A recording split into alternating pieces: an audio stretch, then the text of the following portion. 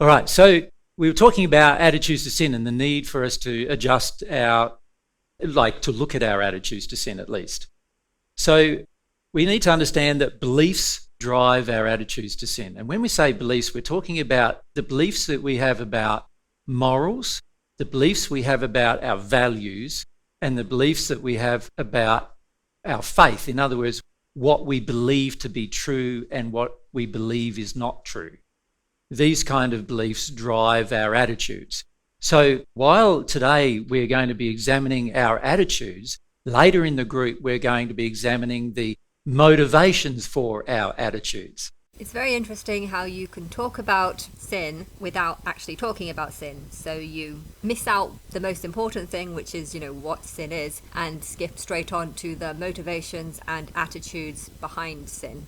No, the motivations and attitudes behind sin are not the most important thing. Knowing what sin actually is the most important thing. But I don't think you really know what that is. For me, sin is doing something against someone's will that's not helping them, that's not helping anyone, and that is only causing problems. Your motivations to judge someone or attitudes behind sin will depend on your beliefs, because you will have set beliefs as to what sin is. But if your beliefs on what sin is anything other than what I've just said, your beliefs on sin are wrong, hence your attitudes and motivations behind trying to stop it is wrong. I do not think that having an abortion is a sin. If you can't afford to bring up a child, or if you have too many children, or you just don't have the time for that child, or if you have that child with the wrong person and you don't want that person to be a father because you know that this father is not going to be in the child's life, having that child is only going to cause problems for yourself and for that child. So it's actually a sin to have a child if you know you can't afford to bring up that child or look after that child when that child is born. So if you're coming along and forcing someone to not get an abortion, or trying to put lots of guilt and shame onto them, which is only going to cause that child to be born and then to be brought up by parents that didn't really want that child, you are actually causing someone to sin, because you are causing someone to do something against their will that's actually just going to cause a problem later on in that person's or that child's life. But if you don't see sin as, someone suffering unnecessary because of you, you're not going to see what you're doing as being a sin, and you're just going to continue sinning. Does that make sense? Which are all driven by morals, values, and faith. But one good thing about seeing our attitudes is that our attitudes are supported by layers of beliefs. You could say there's attitude, and maybe what we need to do is just draw this on the board for you. You could say that we have our attitudes to sin, and what drives our attitudes are what we could call some supporting beliefs, right? And there could be like hundreds of attitudes we have. There could be hundreds of supporting beliefs. But primarily, what drives our supporting beliefs are what we could call some core beliefs. I don't really understand why you think what you just said is very important, but I kind of understand what you mean. So a person's core belief usually is, I don't know, I have lots of beliefs, I'm a Christian, I read the Bible, I have loads of beliefs based on the Bible, or based on my upbringing, or based on the preachers or the people around me. I have beliefs because of the society that I live in or the culture that I live in. But people's core beliefs usually are, I don't actually know. I have all these views, but I don't know. So there's probably not that many core beliefs, and then you have all these other beliefs, and then you have the sort of attitudes towards it, which is, I'm going to try and stop this, or I don't really care. I don't really think there's hundreds of these different type of attitudes. I think usually I don't care, or I'm going to stop this, or I've tried to stop this in the past and it hasn't worked out, so I'm not going to try again. I think there is quite a lot of attitudes. Another attitude is, I want to stop this, but I haven't really got the time. I don't really know these people. They're not really in my life. It's not really affecting me. Or there's the attitude of, it's none of my business, so I'm not going to get involved. But it can become a sin if you should get involved. If you know someone's being beaten up by their husband, maybe you should get involved and try and stop it, or just report it or something. So there is lots of attitudes, but yeah, I'm not really seeing the importance of this conversation. But anyway. And these core beliefs, there's not very many of them, in fact. And they all revolve around three primary areas, which are basically what we value in our life, right? What we morally accept in our life, and what we believe is true for our future. which is our faith. You could say the way we've stated it in the outlines is our corrupt values, our corrupt morals, and our corrupt faith. These drive our core beliefs. And then on top of the core beliefs, we put a whole heap of supporting beliefs, because that helps mask us away from the core beliefs. So I'd say in that way, supporting beliefs are more like excuses. I'm being paid to do this job, but I kind of prefer to just sit on the computer and play games all day. And, your core belief is that you don't want to lose your job and that you don't want to get fired. But then you also want to be lazy, and maybe you see someone else doing the same thing and you think, well, if they can get away with doing this and not doing their work, maybe I should too, because that would be unfair. And then you start building up supporting beliefs as to why you should not do such a good job as what you can do. And this grows and it becomes a sin, I guess, because you're getting paid to do something and you're not doing it. And it's going to affect the company. Why? Because the company is paying you to do this, and if you're not really doing a very good job, then the company is going to suffer, which might mean that the company won't be able to employ as many people as it wants, or it won't be able to expand to the extent that it wants. Humankind, when we're in a process of sin, we always want to get out of things. Right? We're always trying to avoid things. We're always trying to mitigate coming to a certain knowledge of something. And so what we do is we create these layers upon layers in order to mask what's really going on inside of us. So what's really going on is usually this big core system, which is actually quite fundamentally flawed, but also quite fundamentally basic.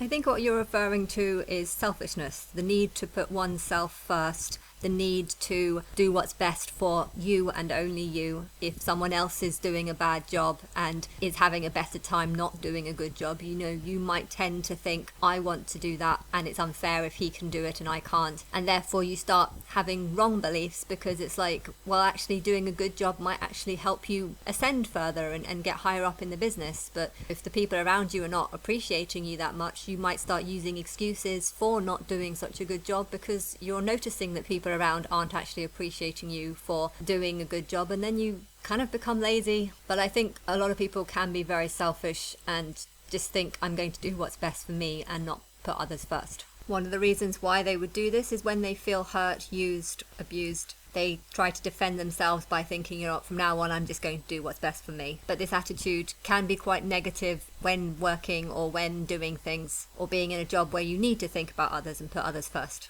If you feel hurt by people, you're not going to want to put others first. And you might have a tendency to believe that everyone is a bad person because of the experiences that you've gone through. If you're hurting people because you feel people have hurt you and this is just justice for, what other people have done to you, well, it's wrong, because these are not the same people as the people that hurt you. So maybe they don't deserve what you're doing to them. If you hear about a break-in where someone ends up dead because of this break-in, and then someone breaks into your house, you shouldn't just get out a gun and shoot that person, because maybe that person is just after your jewelry, but as soon as they see you with a gun, they'll run. You should use a gun in self-defense, but if you just see someone that's in your house, to just instantly shoot them in the head would actually be kind of wrong, because maybe you don't need to do that. Not every criminal is the same, is what I'm saying. And not every person who swears is the same. Not every person who is out for themselves is the same. There's lots of different degrees or levels of how bad a person is. And you can't say because someone is like someone else that they are therefore exactly the same as someone else. I think if you have a core belief that all black people are bad people, that's very, very bad and harmful, because that's 100% not the truth. But if you have a big ego or a big self-centered view on your own opinions, someone else telling you this is not going to affect you or your belief, because you're going to stay rooted in your own belief, on your belief that it's not true. Now things are getting pretty complicated, right? And many of these supporting beliefs drive almost opposing attitudes. So one day you feel this way and another day you feel that way, and you don't really understand why it is that one day you feel this way and one day you feel the other way.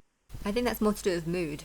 If you've had a really bad day, you might come back and something might happen, it might trigger you and it might make you feel really, really bad. But if you've had a good day and then you come home and the same thing happens, it'll make you feel very different, because of the mood that you're in, and the mood that you're in has been inspired by the day that you've had. If you've had a really good day and then you come back home to find that your cat has just destroyed all the plant pots in your house, if you've had a good day, you might be able to cope with this. If you've had a bad day, you might want to get rid of your cat. If you've had a very bad day, you might want to kick your cat, which is even worse. And then they drive the attitudes you have towards sin, of which there could be thousands, literally thousands of attitudes that you have. Because remember, there's an infinite number of ways to sin. So sin is just doing something against someone's will or something's will.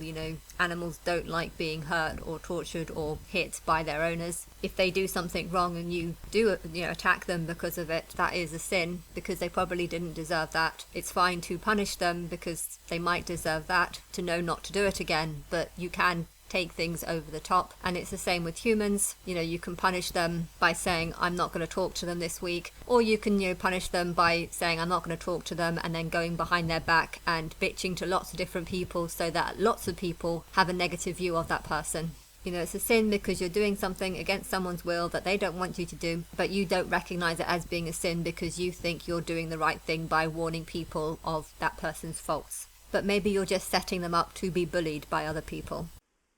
So the reality is we must have lots and lots of attitudes about these different ways we can sin. And therefore, also, those attitudes have to be supported by a whole heap of things we believe are true, which may or may not be true, right? And usually, of course, sin is all based on lies. So therefore, most of the things we believe to be true are actually not true. They're actually lies. I find it strange how AJ can say all these things but never give any examples. Okay, if I was to give an example of that, rumours, you can start a rumour about someone and maybe there is some truth to it, but this rumour can get passed on from one person to another person to another person, and by the time it's gone through a couple of people, this rumour's completely changed, maybe it's completely exaggerated, maybe everything you're hearing is complete fabrication. I know the same thing can happen with celebrities and singers. It starts off with maybe one person just going on a single date with someone. The next thing you know, there's rumors about these people getting married, and in reality, the singer is just like, I only went on like one date with that guy and it lasted half an hour or something.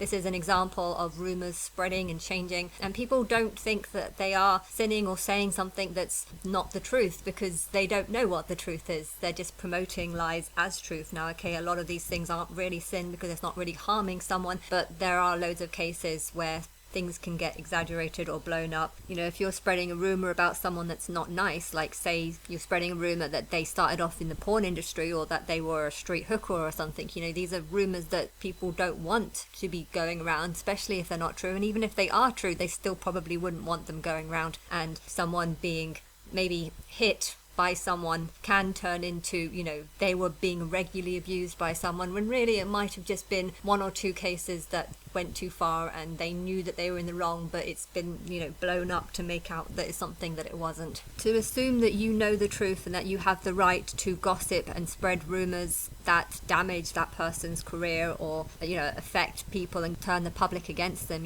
this is a sin because you're doing something that they wouldn't want you to do and you're not caring. You just think you have the truth, hence you think you have the right to say what you want. Even if you don't have any evidence to back up what you believe, all you have is just the rumours and gossip or YouTube videos that you've watched, and you think you have the right to promote it as truth for no reason other than the fact that you like the attention of saying this truth to people. And for most of us, to be frank, every time we break one of God's laws, we have sinned. And frequently we break thousands of laws a day, right? Now, people then worry about that and they go, well, if I'm breaking 1,000 laws a day, what's happening to my condition?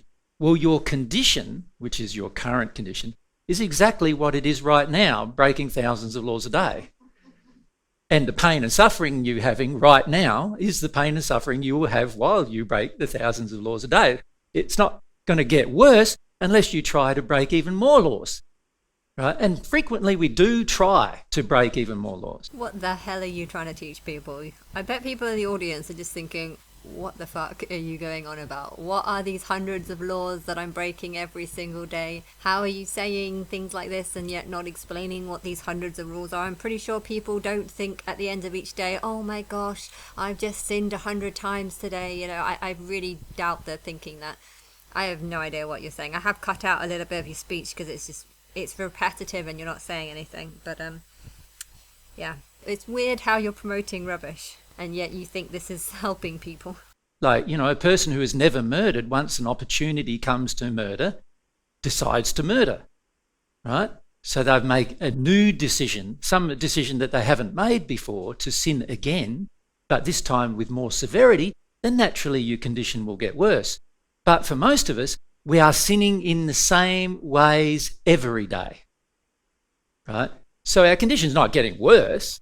It's just what it is right now. That's our condition. It's not going to get worse by sinning the same way every day.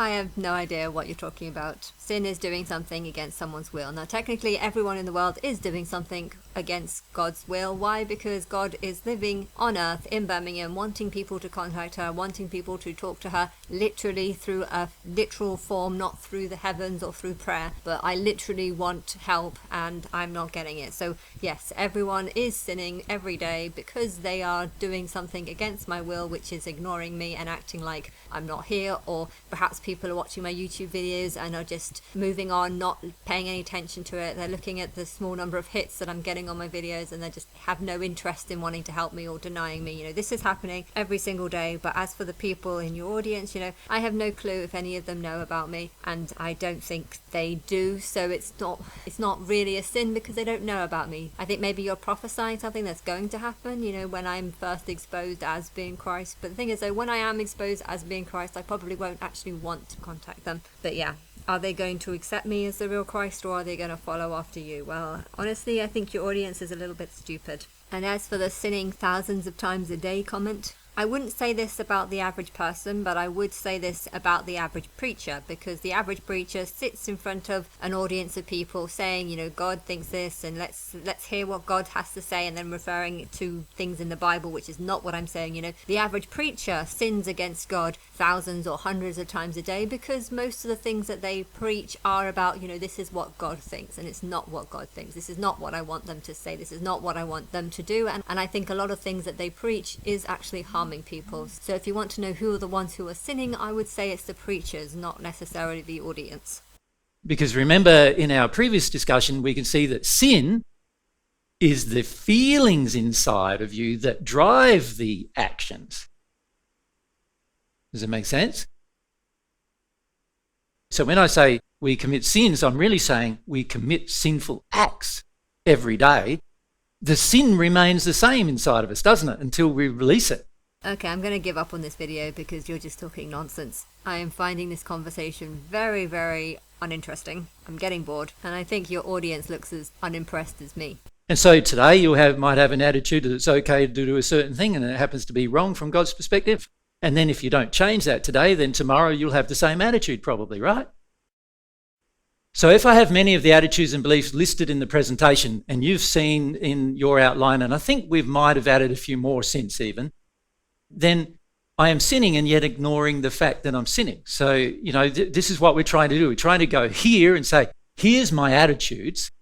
If I have these attitudes, then it means that I am sinning, without a doubt, even if I don't think I am. For example, your attitude right now is that you are Jesus and you need to talk for God, to help people, to teach and to preach, to help them. But really you are having the wrong attitude because you are not God. You do not know who God is. I am God. You do not know who I am. You are talking for me but saying a load of rubbish, and you don't realize that. So your attitude cannot change because you don't know the truth about your current condition and the fact that you are talking for someone who you don't actually know.